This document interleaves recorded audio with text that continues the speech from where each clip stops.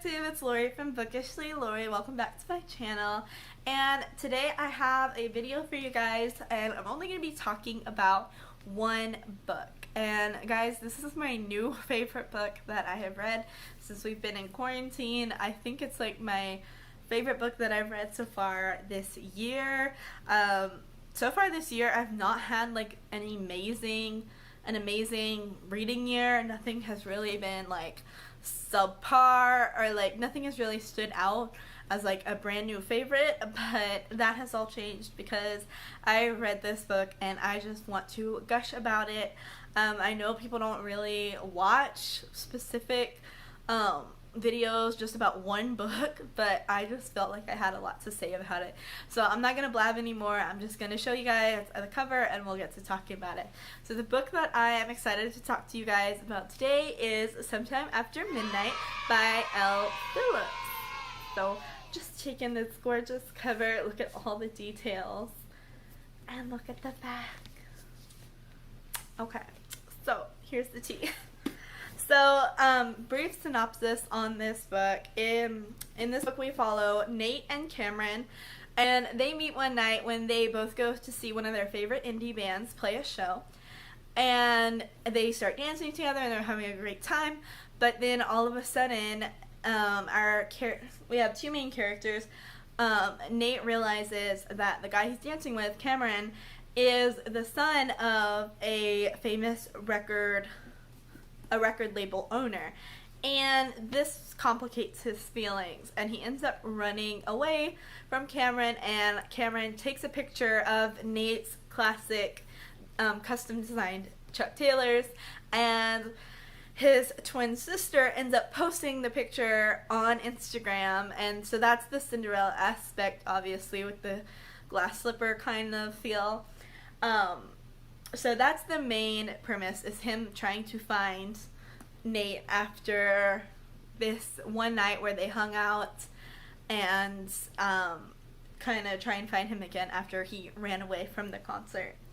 So what this book is really about, after that initial premise, because I mean it's a pretty long book. It's about, let me see, it's like 400 pages.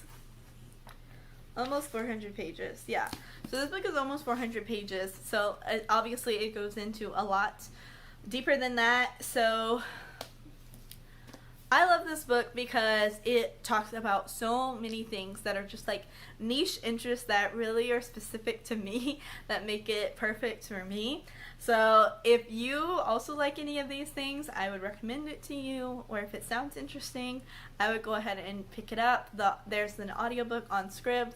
It has a really great narrator. So some of the reasons why I like this book is because I love retellings. I think those are really cool, and it's like a modern retelling of a classic fairy tale trope. That's awesome. I also like that it has to do with the music industry. And I also like that the romance is so adorable. And I also like that there's family aspects in this, amazing family dynamics. And last but not least, I love that this is somewhat of a hard-hitting contemporary. There's a lot of issues that this book tackles. So the reason why Nate is so upset when he realizes that Cameron is because, like I said, he realizes that Cameron is Cameron Pierce. I think that's his last name, yeah. So he realizes that Cameron is Cameron Pierce, and that he belongs to this famous family, kind of like, it definitely gave me some like Nick and Nora's Infinite Playlist vibes, because if you've read that book or seen the movie, Nora is the daughter of a famous record label owner, and that is why I think you should read it. If any of those things appeal to you, I think you should check it out. And now I'm going to talk about it and kind of spoil it a little bit, so if you haven't read it, please do not finish the video, go read it and come back. And if you are okay with some spoilers, then continue watching. So, okay. The reason why Cameron is so hated by Nate is because Cameron is the son of a famous record label owner, and that record label owner was actually somewhat responsible for the death of Nate's dad. At least that's what Nate thinks. So Nate's dad was kind of like a Kurt Cobain-esque figure in this story, and he tragically committed suicide before his album could release. And he was kind of like known as a martyr, and like, oh, you know, he could have been this like genius rock star, but he never really reached his peak because of his suicide. So Nate kind of grows up always hating the Pierces because he holds them responsible for his dad's death, that you know, Cameron's dad was the owner of this company and could have done more to help him. When Nate figures out that that's Cameron and who his family is, he's extremely upset. He's very intimidated, not only by the fact that they are the Pierce family and they caused this event in his mind, but also that the Pierces are super famous. And when Cameron's sister Tess tweets out the picture of his shoes, it blows up on the internet. He's like running from paparazzi at his house, and he ends up like abandoning his house and going on tour with another band, and kind of like spends a little bit of the book on tour with this other band and learning about himself as a musician, and like different people who knew his dad and what his dad was trying to do with his music. And I really loved the family element of this because we learned from the very beginning that Nate is obviously very affected by his dad's death. He grows up really wondering what his dad would have been like if he had lived, or, you know, would his dad be proud of him, and where he's going as a musician and in his career and what he's looking for as a musician. And it is so heartbreaking because you, as the book goes on, you really see, I mean, it's no secret that the dad had mental illness and it led to this suicide, and it was so heartbreaking because as the pieces connect and you realize that, and it is mentioned in the book that the dad had schizophrenia. He was not diagnosed before his death, but it seems like after talking to people who, like, and describing his symptoms and things that he was dealing with after the fact, they did say, like, oh yeah, if we had known that he had been going through all of this, we would have diagnosed him with schizophrenia and given him some treatments to help him get through this. And it was just so extremely sad.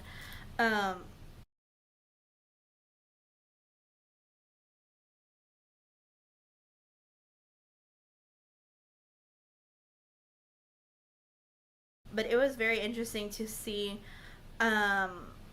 how people reacted to this from Cameron Pierce's, like Cameron Pierce Sr. and the guilt that he harbored over not realizing that one of his artists and someone that he thought was extremely talented was going through this, and also the guilt of Nate's stepmom, Tanya. She was very young when she married Nate's dad and couldn't understand why he was experiencing some of the symptoms that he was. Like, she said at one point that, like, he was talking to her about other people that he was talking to in the studio, and she eventually realized after his death that those people were not real people, and that he was, you know, talking to people in his mind.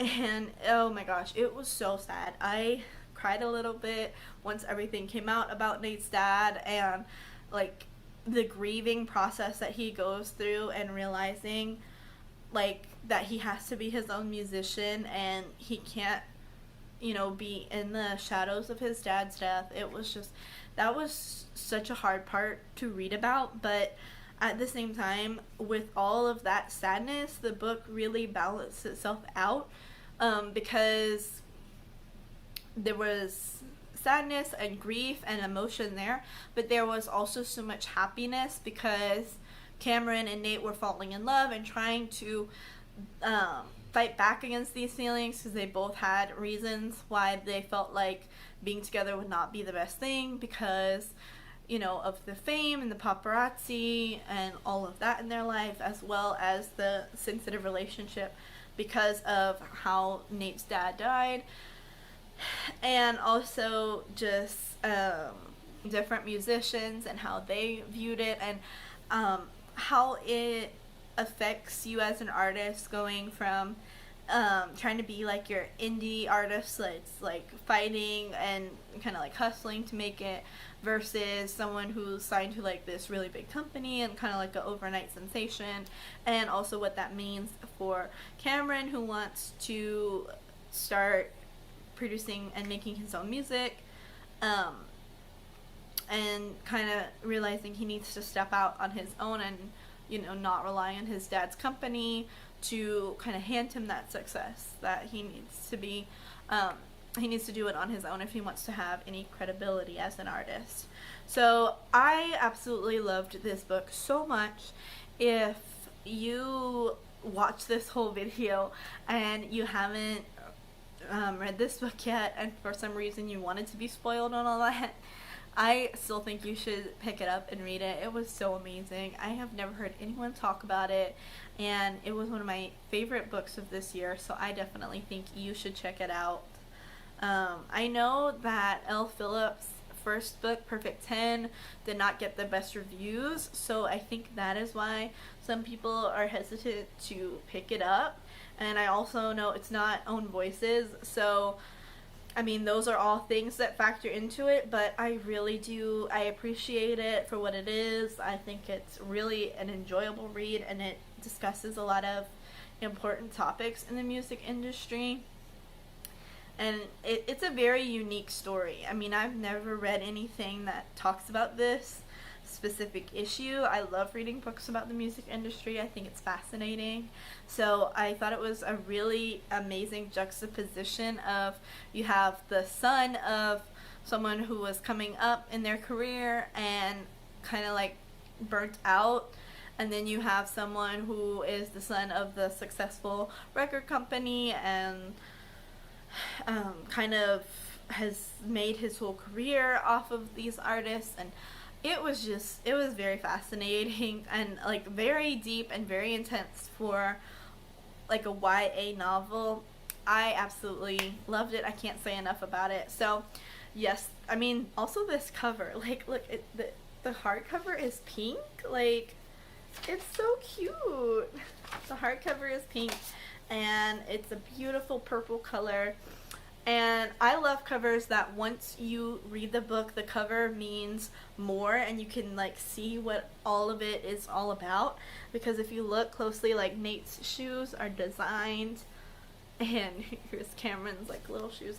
And I love the back. I don't know why they're so tall.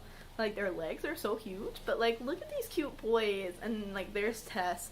It's just so cute. So I think you should read it. It definitely is a good book for escapism, because, I mean, I don't know about you, but that is not my life of, like, being a rock star in LA, you know, so definitely a good escapism. It is pretty heavy, but if you can handle it, it is also really a cute romance and really fun to read about, so I highly recommend it.